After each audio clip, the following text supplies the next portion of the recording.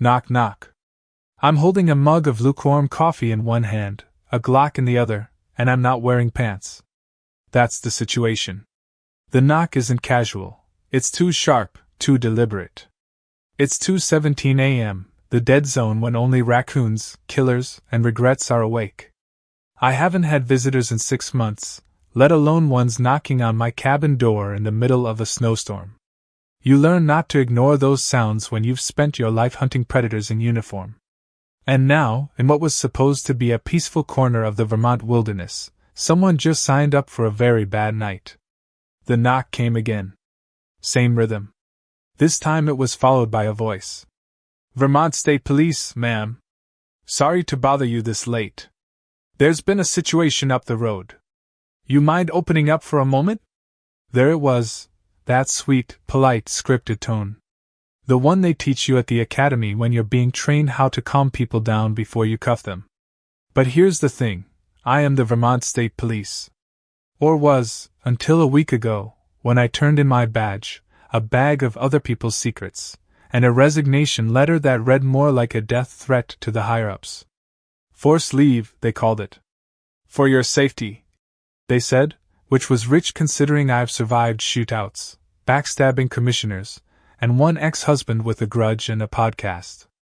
I moved to the door, glanced at the video feed on the dusty tablet mounted near the pantry. One man. Early 30s. Crisp uniform. But the badge was wrong font, wrong shine, too new. Also, nobody out here calls themselves Vermont State Police. We're just VSP. Strike one. His posture was tight, like he was bracing for something. Strike two. And most importantly, I didn't recognize him. Strike three. I opened the drawer, slid the safety off the Glock, and took a long sip of coffee. When I cracked the door, just an inch, the cold slapped me like it owed me money. The man smiled. Teeth too straight, like they'd been paid for in cash. Evening, ma'am, he said. Sorry again. There's a fugitive reportedly hiding somewhere in this area. May have broken into a nearby cabin. We're checking each one for safety. Mind if I take a quick look around? Fugitive? I said. Well, that's a new one. You got a name? He paused. Only a millisecond. But I saw it. The tiny hesitation that meant he wasn't expecting questions. We don't want to cause panic, he said. Could be nothing. Just protocol. Sure, I replied, my smile returning the favor. Let me get my pants. I shut the door. Didn't lock it. Let him stew. I circled back to the tablet and zoomed in on the vehicle parked 20 feet down the snow-packed driveway. Unmarked. Black SUV. Government plates missing. But there was movement in the back seat. Someone ducked fast. A passenger. Or maybe a hostage. I put on jeans, my boots, and tucked the Glock into the back of my waistband. Grabbed the second weapon, an old but loyal taser that still smelled like singed deer hide from last hunting season, and strolled back to the door. When I opened it fully, he was standing there still, but the smile had started to fade. You got ID? I asked. Of course. He pulled out a badge wallet, held it up just long enough for me to see the glint but not the number. Badge number? I asked. Excuse me? Your badge number. You know, protocol. I let that word hang like a guillotine. Now the smile was gone. Ma'am, I really need to check your cabin. Do you now? That's when the switch flipped. His face hardened, and the pleasant voice dropped the act like a hot skillet. You really want to do this the hard way? I grinned. I thought we were already doing it the dumb way. Hard's just a bonus. His hand moved toward his hip.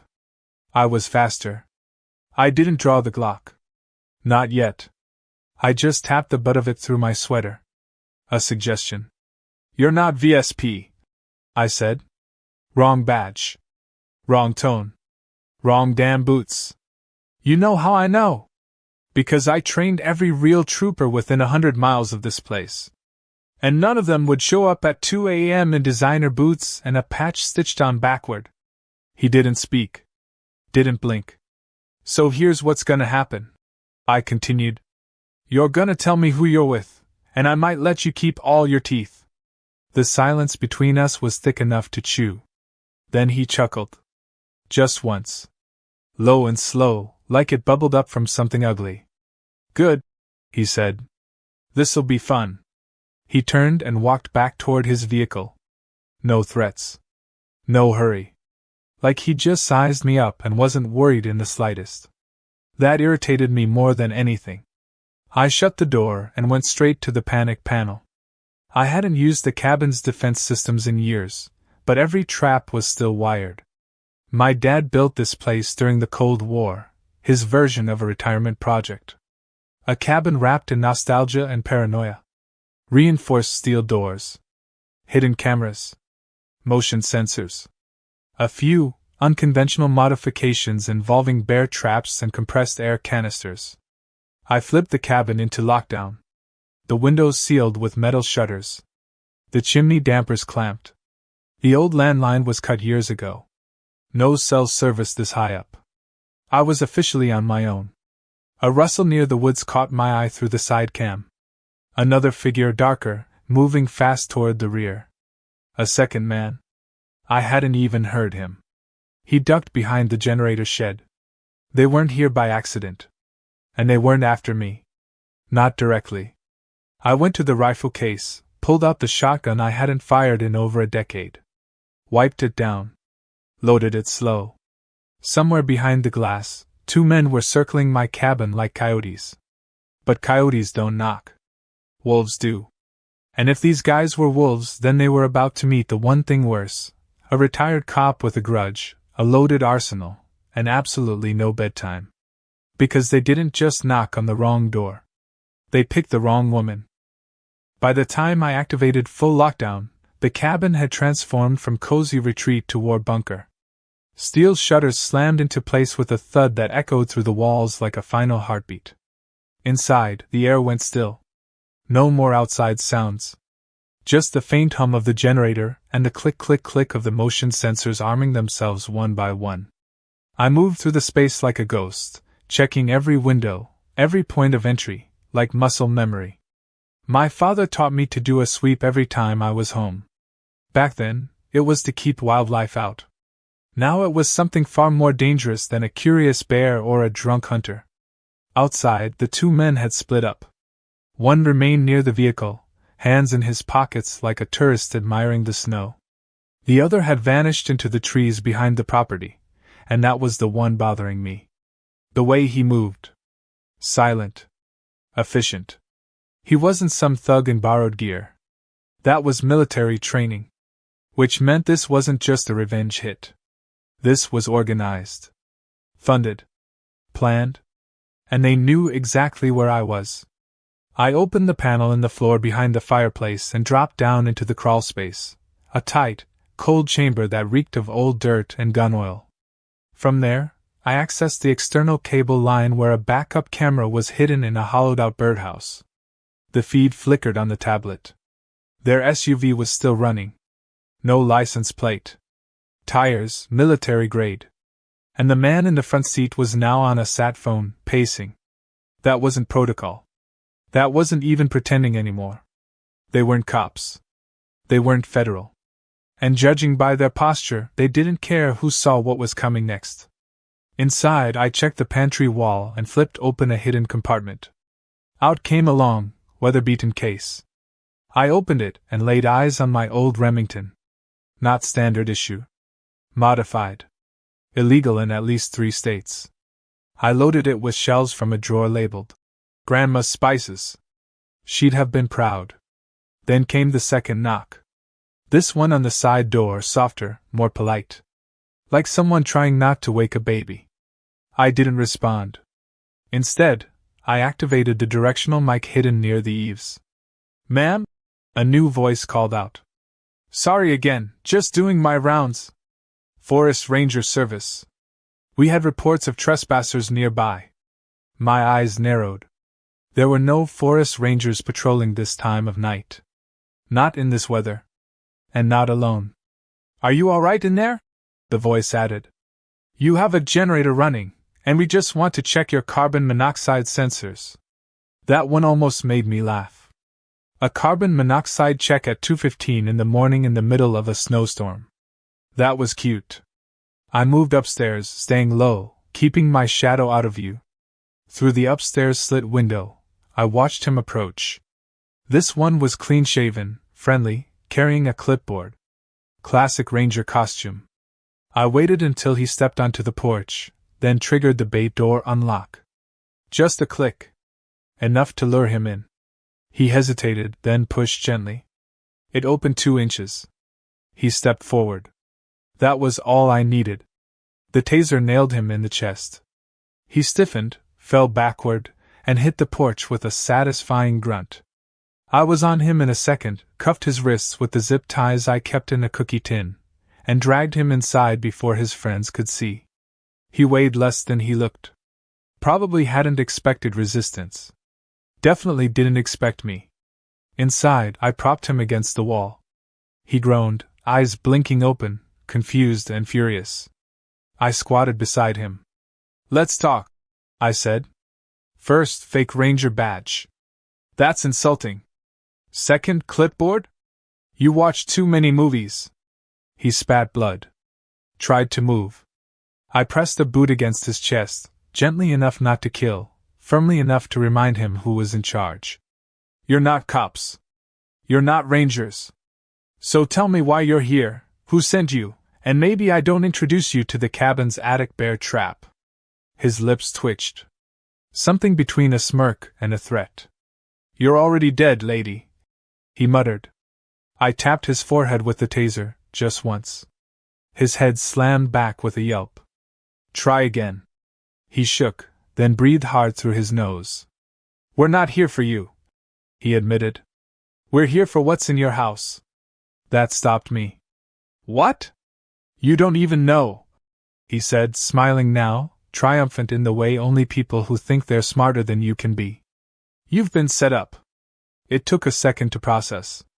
I stepped back, scanned the room, and suddenly it clicked. The cabin had been empty when I arrived 3 nights ago, but only because I was the first one in. I'd assumed it was untouched. But now, looking back, there were little signs I'd missed. A window lock that was off. A disturbed rug near the coat rack. A scratch on the inside of the pantry door, like someone had tried to hide or reach something. I turned to the ranger. "What did you leave here?" He shook his head. "I didn't leave anything. But someone did." I bolted back to the kitchen, pulled the pantry apart, emptied every shelf. Then, behind a false panel I hadn't even known existed, cleverly painted, part of the wall, I found a small black bag, wedged deep behind the insulation. I yanked it out, heart pounding. Inside was a flash drive, a burner phone, and a folded piece of paper with coordinates, and a list of names. Names I knew. Names that could burn the state house down. Politicians. Judges. Police chiefs. Including my own former boss, Commissioner Lyles. This wasn't just a random attack. They'd planted this in my cabin, maybe knowing I'd eventually find it, maybe hoping I wouldn't. Either way, I was now in possession of evidence that could sink half the state government. And someone had decided I shouldn't have lived long enough to figure that out. I returned to the ranger, now barely conscious. "Who else knows this is here?" He didn't answer. That's when the radio on his belt crackled. A voice came through, low and urgent. "Team 2, we've got movement up back. Hostage may be loose. Repeat, target 2 is not secured." I grabbed the radio. "Say again? Hostage?" A different voice responded, confused. "Who is this?" I didn't answer. Instead, I turned on every camera feed around the cabin perimeter. 1, 2, 3 figures moving through the tree line. Then a fourth. Smaller.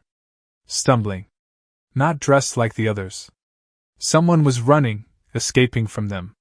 I went to the back door, deactivated the rear alarm, and slipped out with the Glock drawn. I knew the land better than anyone. Moved like shadow between trees. Within seconds I spotted him. A young man, maybe early 20s, bleeding from his temple, duct tape dangling from his wrists. He looked up, saw me, and nearly collapsed. Are you Karen Reynolds?" he gasped. "That depends," I said, grabbing his arm. "Are you the reason someone tried to kill me tonight?" "No," he said. "I'm the reason they're coming back with everything they've got." The kid was shivering, blood on his temple, and his jeans soaked to the knees with snow and sweat. He looked like he hadn't slept in days and probably hadn't eaten in longer. I dragged him into the cabin and locked the rear door behind us, triple-bolted it, and shoved the couch against it for good measure. His eyes darted around the room like he expected the walls to explode any second. I handed him a towel, then poured a glass of water and watched him drink like it was the last one on earth. "What's your name?" I asked. "Tony," he said, wiping his mouth. "Tony Mendez." "How old are you, Tony?" 23. I paused. Too young to be in this deep, too old to be this scared. He wasn't a civilian. His movements, the way he scanned corners and kept his back to the wall, he had some training, or had picked it up the hard way. He'd seen something. Survived something. But right now, he was one twitch away from falling apart. "Your internal affairs," I said. His eyes flicked up to mine, startled. "How'd you? You said my name like you knew it, but not personally. You've got handcuff bruises and your wrists aren't raw, so whoever had you wasn't trying to torture you. They just needed you quiet. Also, you ran here. You didn't stumble onto this place. You came to me." He nodded slowly, like it physically hurt to confirm it. "I didn't know where else to go.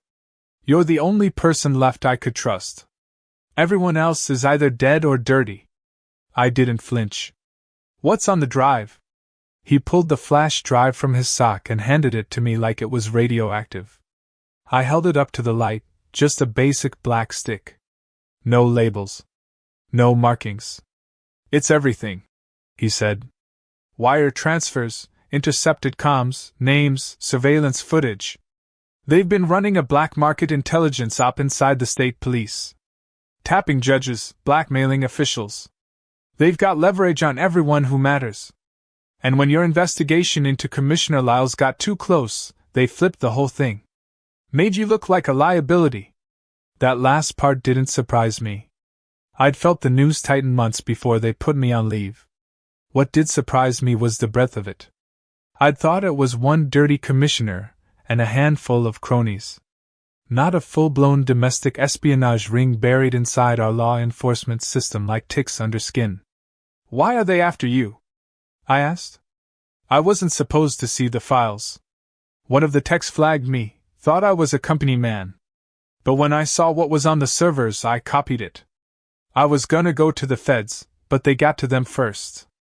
I've been running ever since. "And how did you end up in my damn cabin?" He shifted uncomfortably. "One of the files said this place was safe. I figured you built it like a fortress." I snorted. "My dad did. I just keep the place warm and mildly homicidal." There was a pause between us then, quiet enough to hear the snow settling on the windows. I stood and pulled up the security feeds again. 2 of the mercs were regrouping near the SUV. A third was dragging the unconscious fake ranger into the woods. Cleaning up. Burying evidence. They were regrouping for another push. "They're gonna come again," Tony said, voice cracking. "And this time, they're not gonna knock." "I'd be offended if they did," I said, grabbing the shotgun and checking its load. "Now listen close. You have 2 jobs. First, survive. Second, if I die, you get that drive to the ranger station down the mountain.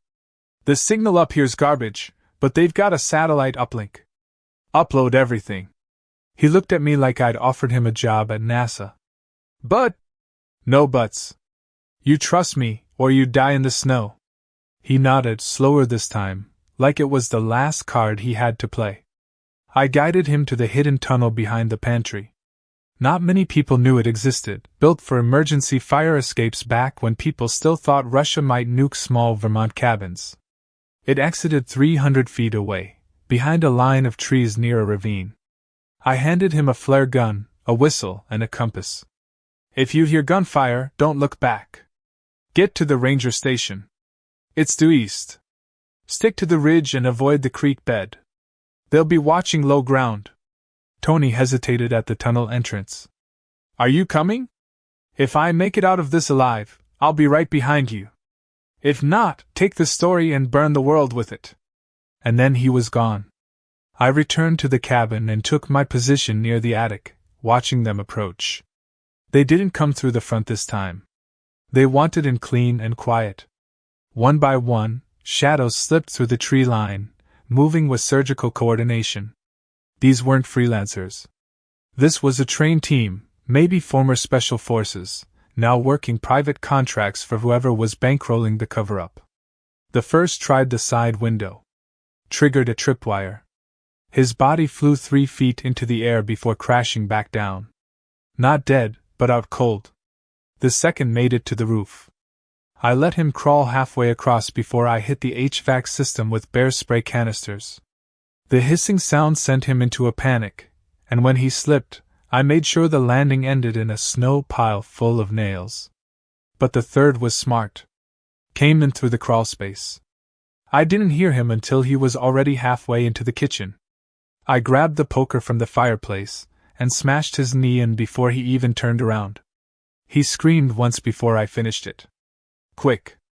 Brutal. Efficient. The last one I didn't see. Not until he was behind me. He moved like smoke. Fast, quiet. Grabbed me by the throat and slammed me into the wall. The Glock flew out of reach. I headed him, hard, and drove my knee into his ribs. He grunted but didn't let go. We crashed into the dining table, shattered it, rolled across broken glass and blood. He reached for his knife. I reached for the flare gun. We fired at the same time. His blade caught my side. The flare caught his face. He screamed like his soul was on fire, flailing, clawing, and then bolted out the door into the snow, face glowing like a Christmas horror story. I stumbled back, bleeding, adrenaline failing, and collapsed near the couch. Everything hurt. Breathing was a job. But I was alive. And most importantly, so was Tony. He was out there. Running. They'd come for me.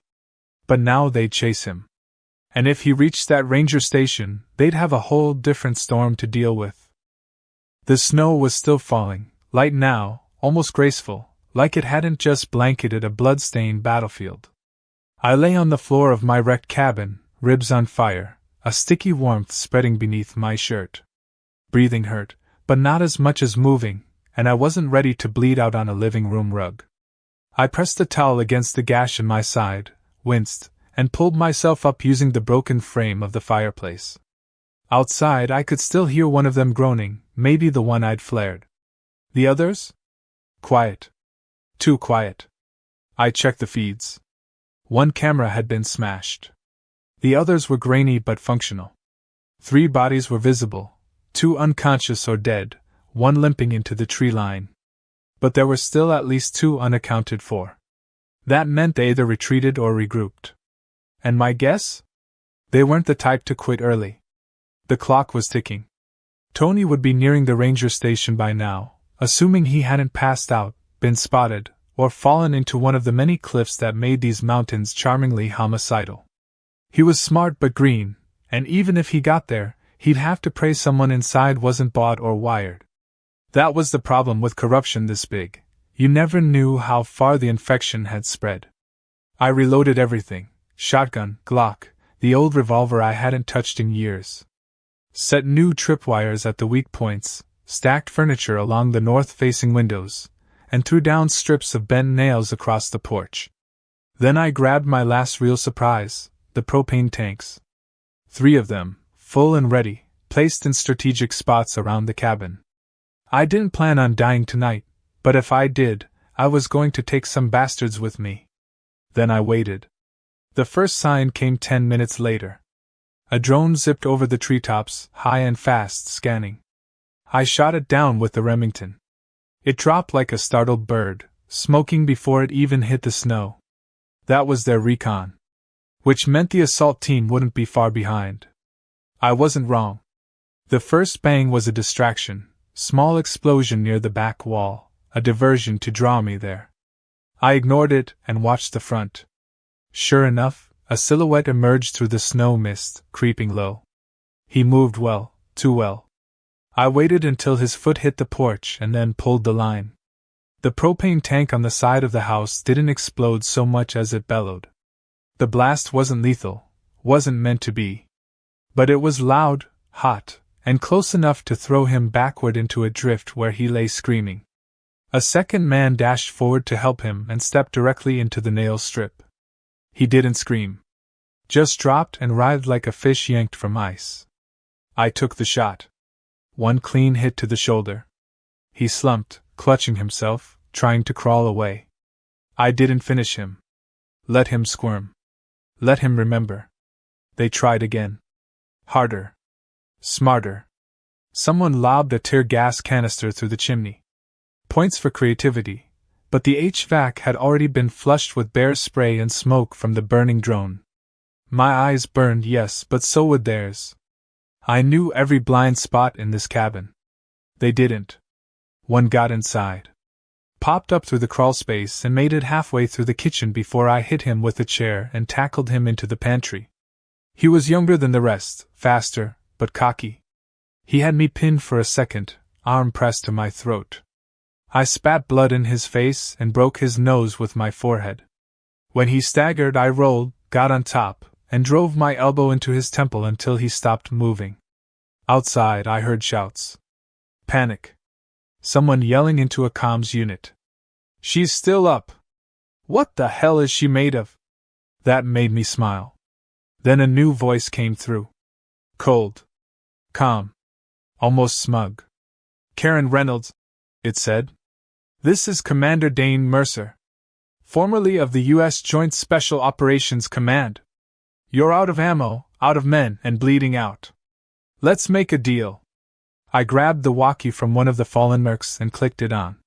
Hi, Dane. If this is your idea of recruitment, your HR department sucks. A pause. Then a chuckle. I'll give you this. You're a lot harder to kill than the last 3 whistleblowers. My stomach turned. I glanced at the flash drive now secured in the cabin's floor safe, just in case. These people weren't just cleaning up a mess. They were wiping out anyone who even smelled the truth. Dane's voice returned. Tell you what. You come out, hand over the drive, and we'll make this painless. You'll disappear. No torture. No mess. I clicked back. You think this is my first standoff? No. But it'll be your last. The comms went silent. Then came the final push. 4 of them this time, all angles. 1 through the roof, 2 through windows, 1 at the door. The fight wasn't clean. I took another cut to the arm, lost the revolver in the scramble. One of them slammed me into a bookshelf, another got his hands around my neck. But I bit down, tasted leather and salt and blood, and didn't stop. I fought like a woman who had already died once, and was pissed she'd been brought back.